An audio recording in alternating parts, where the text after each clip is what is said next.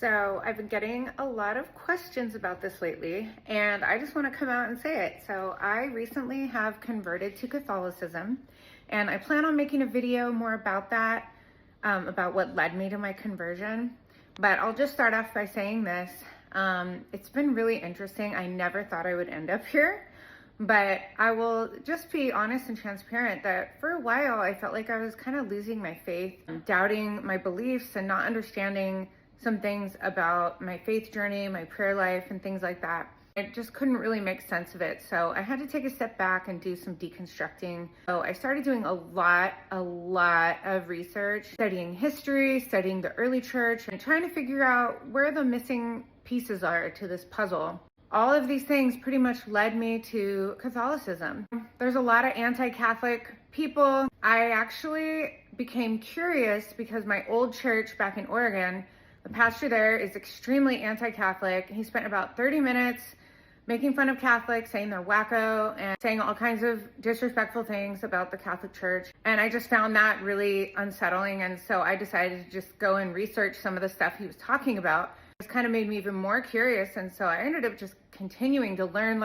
Go ahead and watch a lot of videos on YouTube, Catholic apologists, comparing things to Protestantism, the early church back in 33 AD, all the way up until about 1500 when the Reformation happened with Martin Luther, and then to where we are now, realizing that Protestantism is a really relatively new concept, and that for 1500 years, there was one solid united church, the Catholic Church.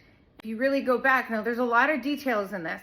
A lot of people don't understand. They think the Catholic Church was just man-made. It's all a bunch of rituals. All of these things exist that they're not in the Bible. There's so much arguing and there's so many debates out there about sola scriptura, sola fide. I can tell you I will make a video about this later to be able to back these things up, but I do know what I'm talking about because I've read several books, researched more than you know.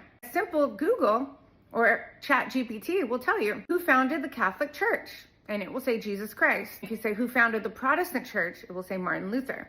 So that right there made me go, really? The Bible wasn't canonized and put together until about 3 centuries later, after Jesus ascended into heaven in about 33 AD. He handed Peter the keys to the kingdom and told Peter, on this rock, you will build my church. Now there's so many different arguments about what that means and what he meant.